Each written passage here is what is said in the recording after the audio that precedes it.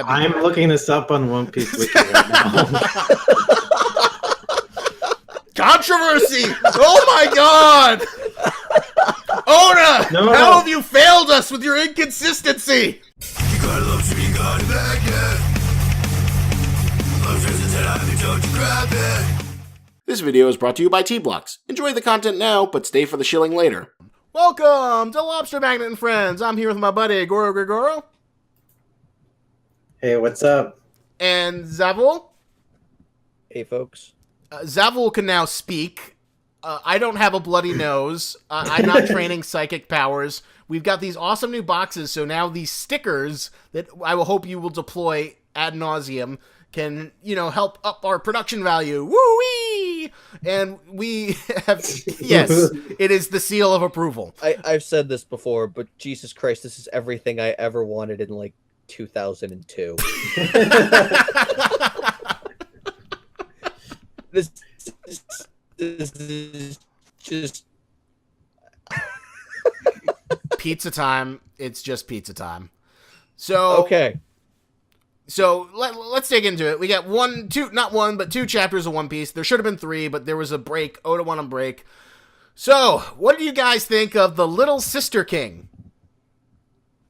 I hope she dies. That was just a really random character to introduce. What the fuck was that? It was the one thing I find kind of fascinating about her is that she's the most uniquely grotesque character out of all of Oda's female designs, because she has this traditional cute girl thing, but she just has this weird pear-shaped thing for no effing reason that we have no reason why it's there. I mean, okay, literally everyone else is just fucking weird looking too, so I don't know. I don't fucking know.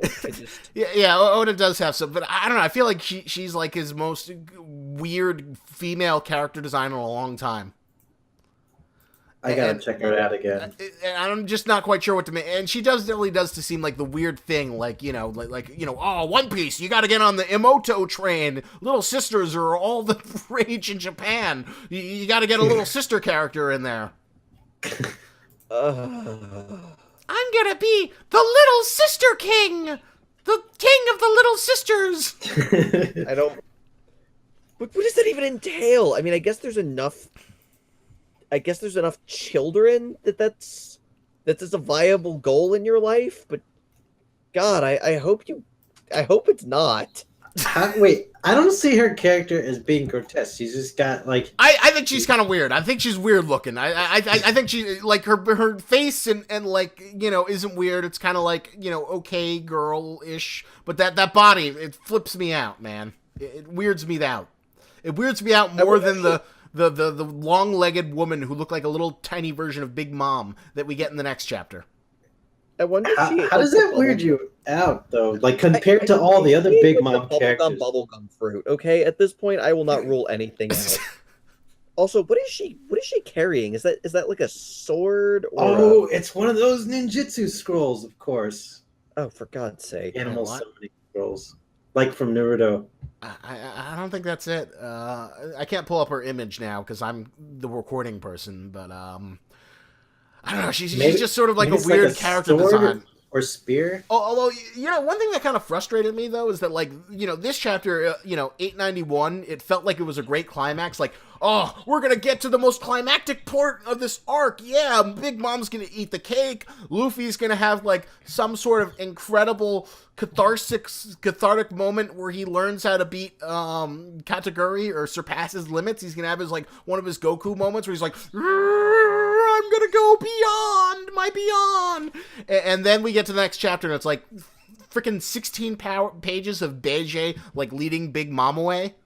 No, you mean in chapter 892? Yeah, in 892, we've got this great build-up, and it's all right, this chapter's gonna kick ass. One Piece is back from break, after all their breaks they got, and then they come back and oh, come on. Sanji reunite with the rest of the crew.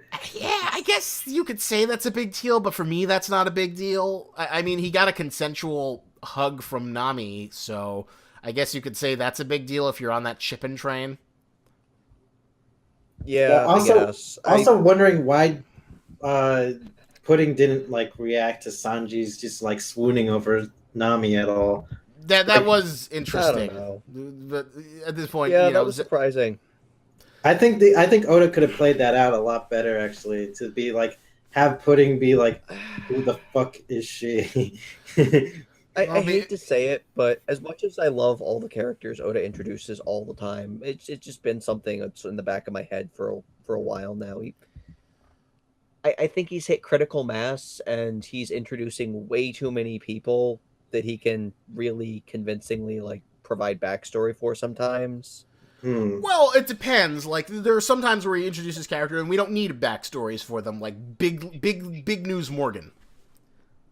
Yeah, okay. I mean, I won't fight you on that. Big News Morgan is awesome, but I mean, like, just there are so many characters floating around there all the time. Yeah, Like, yeah, I will agree that like it definitely feels like, you know, he reached with Little Sister King was definitely like, sometimes it works. Sometimes Oda has like really brilliant dumb characters, and then they're like dumb characters that are just dumb. Like the Little Sister King doesn't seem to serve any effing purpose. We don't need to like take away that's time. What I mean. I know what purpose she's gonna serve. Need to be there. I know what purpose she's gonna What serve. purpose does she serve other than the absolutely most cynical thing of like One Piece It's appealing? gonna be after Luffy beats Dogtooth, which I'm sure is bound to happen at some point. But her ability is like the bubblegum fruit, right? Yeah. And remember when Oven Mitt dude was like, break all your mirrors, make sure Luffy can't escape. And someone was saying like, oh, what about our expensive mirrors? Throw them in the ocean then. So what Luffy's gonna do, he's gonna take, you know, bubblegum devil fruit user, king of the Little Sisters girl, take her through the mirror world and make a giant bubble so he can go through the ocean mirrors. What? What? How does making a bubble get him to like through the ocean mirror? So you're saying that like, so he has like a breathable bubble that he could go to go in and float up to the sea. Float up to the top of the sea level. explain the logistics of this. I can almost kind of see it. But I'm not seeing this. So Luffy's gonna go through the trap where there's like 5 bajillion guys who all have guns. No. He's saying that like he'll basically like take her hostage and force her to like make a bubble that will get him out of one of the mirrors in the ocean, and then I guess just float to the surface. So Why are there mirrors in the ocean? Because there was a little piece damn of it, dialogue. Isaac! Did you not read the fucking chapter? There was a little piece of dialogue. Okay. That yeah. You know, someone was asking, "What about our expensive mirrors? We don't want to break them." And Oven Mitt's guy was like, "Then just throw them in the ocean." Oh, I didn't pay attention. after. Oh, okay. So then he'll like, and then he'll float up to the Okay, I could see that. I could see that. That's my.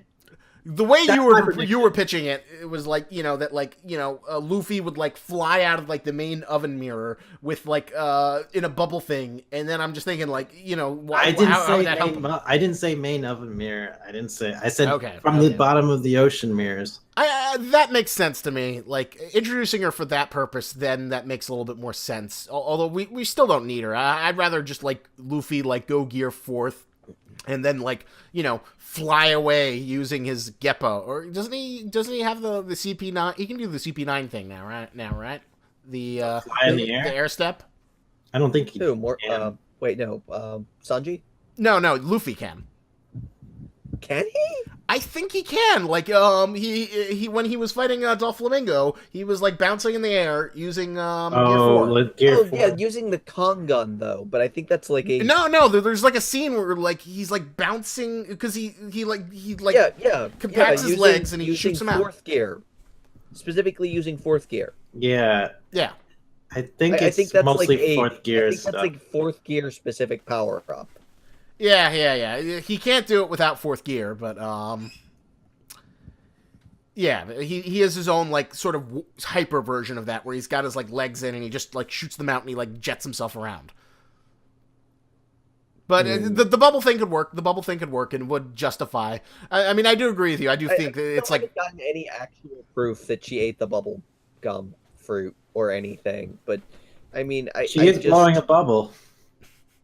That should not matter. But Jesus Christ, it's One Piece, so that's fair game. That's actually a pretty good explanation. Right? Didn't they say that she was like the wielder of the bubble fruit, or I don't know? I just have this when she got her Oda box. So No, they didn't like explain her when Christ. she got her Oda box.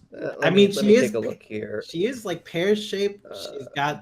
She's blowing bubble gum. No mention of her powers. Just that she's the 33rd or 33rd daughter, and she's 15. Perfect little sister age. Now we just need like a light novel spin-off. Oh, Emoto. Never again. So here's my. I feel like I should just go back on this rant. Fuck Bunny Drop. Bunny Drop? If you're interested enough to look that up, you'll understand why I just said that. But let's continue and never ever bring that up again. I don't know if a Bunny Drop even counts as that genre. Although I guess it could. Creepy and incesty, yes. Bunny Drop, like. No, not. I guess you could say it like that. So here's my kind of question: do you think like Luffy actually had like a chunk torn out of him at the end with when his fight with Kataguri, or do you think that was like a faked injury? I think it was real. I don't see how it could be fake. I mean, he looks pretty fucked up, so I hope so. Man, although there is a possibility that there's that panel on the upper left. If you look at the page, where he kind of blurs and then you see what happens, that could potentially be his Haki awakening, and that's him seeing the future, and he avoids it. That makes sense. Kind of like that good old scene where he like sees what would happen if he attacked Mihawk and he gets his arms cut off. But the thing is, like, I don't think it's wise to do that at the end of the chapter. I think it's better if it's like because you're kind of like leaving us in a cliffhanger and then like perfect. That's perfect cliffhanger fuel. So I don't. Yeah, but then it's like it's like the dream sequence thing. It's like it's just all the fucking time. Yeah. There's always misleading cliffhanger stuff in manga where it's like, oh no, he's been like run through, skewered, beaten to the ground, whatever of your choice. How many fucking times did we get that with Law? How many times did we get that with Law? Yeah. Oh my god, Doflamingo shot Law in the middle of the streets. Yeah, but oh my god, Doflamingo shot Law again. Oh my god, Doflamingo cuts off Law's arm. Well, at least those are real injuries. Like, I don't like the idea of like it being like all in Luffy's head, and it turns out that he avoided it at the end of it. Like it turned out to be fake. But at the same time, though, fake news, fake one. Fuck you, Greg. But I just cannot see a recovery from that level of injury. Although, did he get a chunk blown out of him? He gets like a chunk blown out of him. Like it's like the side. He scraped the side. That's as bad as when like Whitebeard have like a portion of his face melted off by Akinu. Also, that looks like it might be just like part of the weird smoke and crap surrounding the rest of the lance. So I don't know. Maybe it's hard to maybe tell, it's not. but to me, it definitely seems like it's designed to give the impression that, like, Luffy got a chunk ripped off of him which something that would be a far more devastating scar than just like the Kino X he, got on him in Marineford. Although I guess if Luffy can survive full-blown impalement, I guess this is fine. I don't know why, but I feel like this isn't there to fix that little problem. Yeah, he was impaled by crocodile like a long time ago, wasn't he? Yeah, it was. I don't know. Maybe there's like a giant in Mirror World. There's a what? He Kind of becoming more always robust. heals when he eats meat, so maybe there's just like a giant stock of meat somewhere in Mirror World. Oh, I'd say that's a terrible idea if it wasn't for the fact that, like, when Luffy drank milk, he got his teeth back. Have Isn't you that not what noticed Rook that happened? literally every Doesn't time that he gets Rook? injured, he gorges himself on meat products and he's fine? Yeah, but, like, usually those are, like, scrapes and bruises. He hasn't, like, had, like, a chunk of his flesh, like, ripped out of It's him. a fucking MMO style. You get the shit kicked out of you, you find something to eat, you eat dinner, and then you're fine. But quite frankly, I don't understand why they have Chopper around. Like some World of Warcraft thing. Yes! Nom, nom, nom, nom, nom. I'm fine! I've got my health back! I kind of wish, like, Chopper felt more useful as a doctor in One Piece. Like, if people could actually get, like, seriously injured for, like, days on end, and Chopper can be, like, like, it feel like it helped make some of these fights feel a little bit more desperate, I guess, and Chopper feel like a really useful medic in a way. Well, I'm trying to think. When was the last thing that Chopper did with doctoring? I think it was when Luffy was poisoned before Reiju saves him with a kiss. That was like the last big doctor thing that that he did. Wait, Reiju saved At someone the beginning of Totland, Luffy, because he's so terrible at things, eats a giant fish. And then Chopper looks in his doctor book and he says, "No, you can't eat that. It's poison." And then that's when the Germa 66 are introduced, and Yonji and Reiju are introduced, and Reiju saves Luffy by sucking the poison out because she's, number 0 poison pink. Well, wait a minute. I thought Luffy was immune to most poisons. Yeah, remember there was like a big to-do because that was so poisonous that's the reason he didn't just die on the spot. Yeah, that was... because he had Oh, that kind yeah.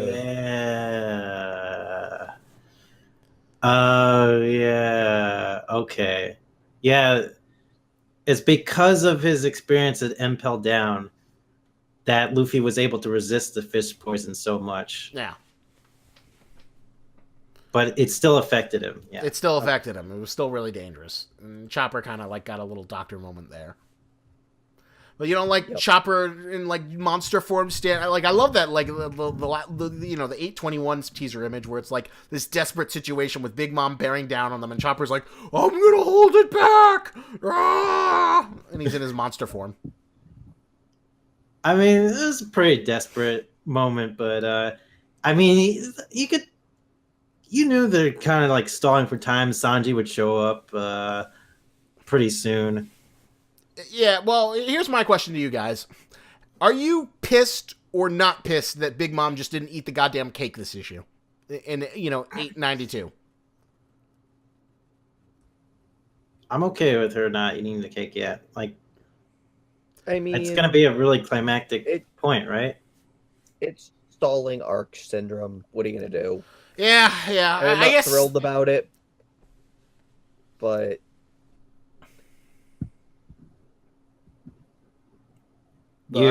Isaac, you wanted to taste the cake yourself through Big Mom's experience, didn't you? I guess so, but like I don't know. I have mixed feelings. I feel like we vacillate back and forth between arc fatigue and excitement. We all want this to be over. Totland's been good. It's the best arc of the New World, but it's like little by little being chinked away. The armor of its goodness is being chinked away just by the fact that it's like not ending, even though there are like dozens of good endpoints. I felt like that at first, but ever since Dogtooth with Luffy, like You're such a fan of that. I've just been very happy with continuing that fight. Like, I feel like this is one of Luffy's best fights in the whole series ever. Actually, here's a good question. How do you think Luffy's actually gonna like win it? Since like he seems to be doing the classic shonen where like I'm just gonna keep pushing my head against this brick wall, and he doesn't seem to have like any smart tactic to like outdo until he unlocks One Piece Ultra Instincts. God, that's exactly what this is. Have you guys ever heard of Ultra Instincts? No, what's that? Okay, so you know how like Dragon Ball's going on with like the Dragon Ball Super? Okay, yeah.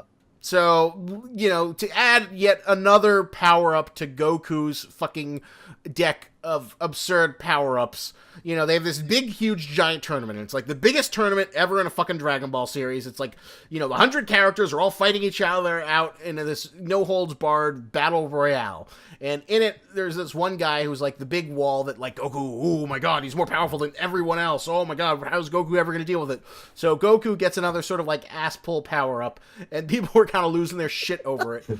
Where, like, basically, so, okay, there's Super Saiyan 2, Super Saiyan 3, Super Saiyan God Blue, and now there's Ultra Instinct, where basically what Goku does he grow his tail back and turn into a giant monkey and start beating things? That's really all I ever wanted out of Dragon Ball Z. No. He starts glowing blue, and he's like able to deflect people, and he has such an intuitive sense with the universe that he just deflects people, and it's kind of hilarious. If you ever like go like look up the clip and like just go Ultra Instinct Goku, like when they aired the thing, they had this like ultimate like Japanese song that sounded like it was designed to like get 3-year-olds to like go, yeah, Goku, go for it, and it just like repeats things. And I'm sure that like if you translate it, it's just like gun, shoot, punch, it's just like these really simple things, but it's kind of like disturbingly catchy.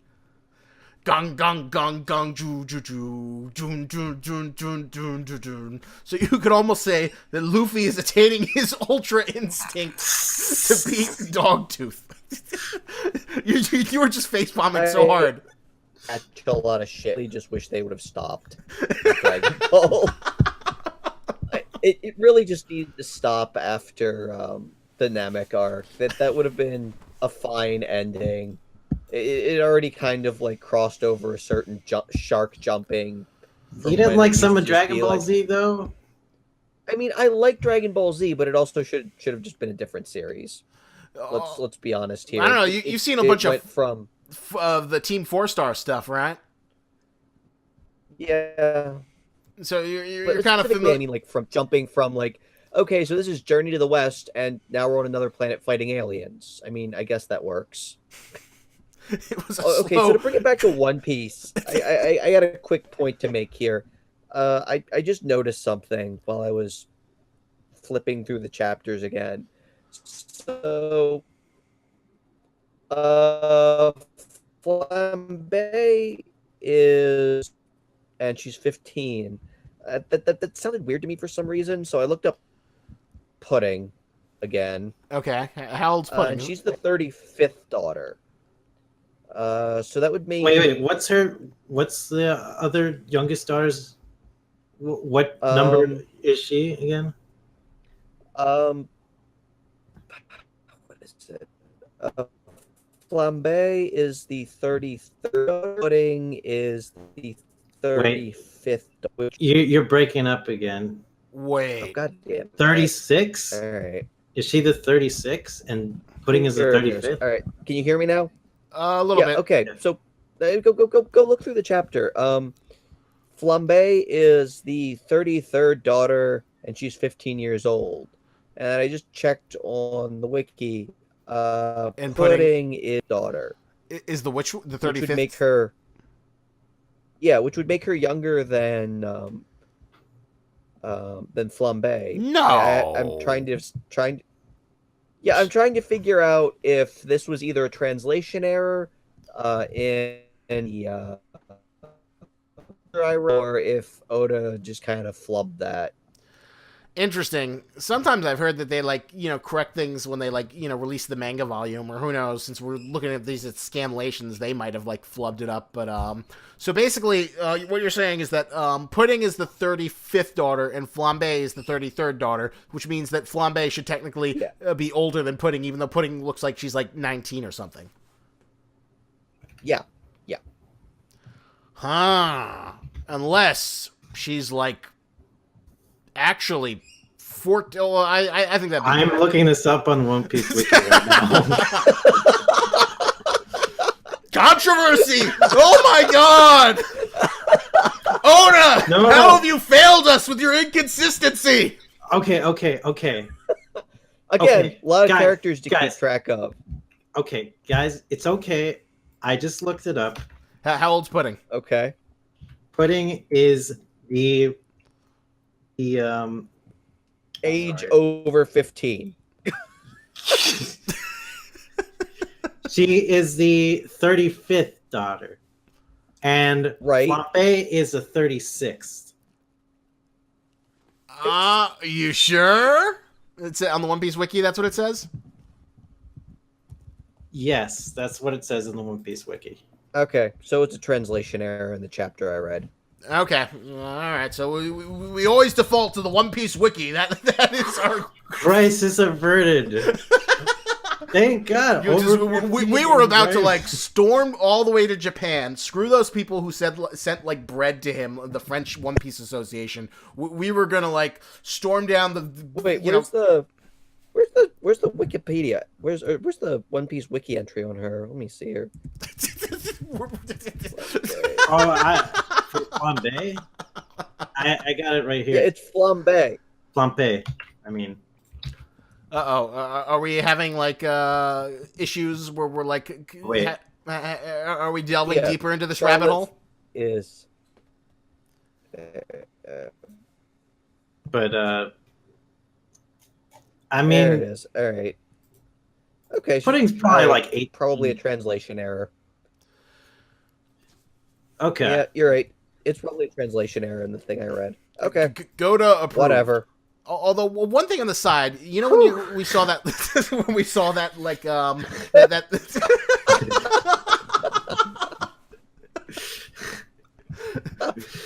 Oh my God, Sanji would have been in real big trouble after that.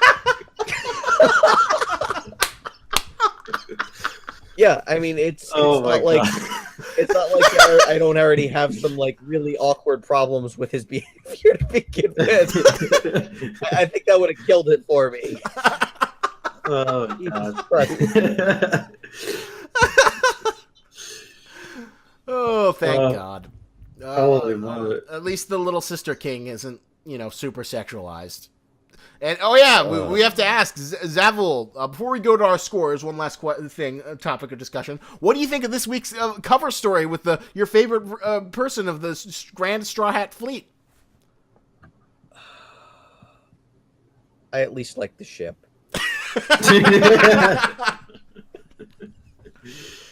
I at least there's that. That's really all I can say. I fucking hate the goddamn dwarf population of One Piece. Fucking goddamn it. Yeah, I don't hate them as much as you, but they're definitely on my least favorite in terms of cute little side characters that Oda has developed. Yeah, let's be clear here. They're just terrible. Just terrible. Well, maybe in the One Piece cover story we'll get to see them get their shit wrecked, or who knows? Fingers crossed. It could happen. As they go off to play pretend pirate. All right, so let's get to the scores. Zavul, what would you rate chapter 891?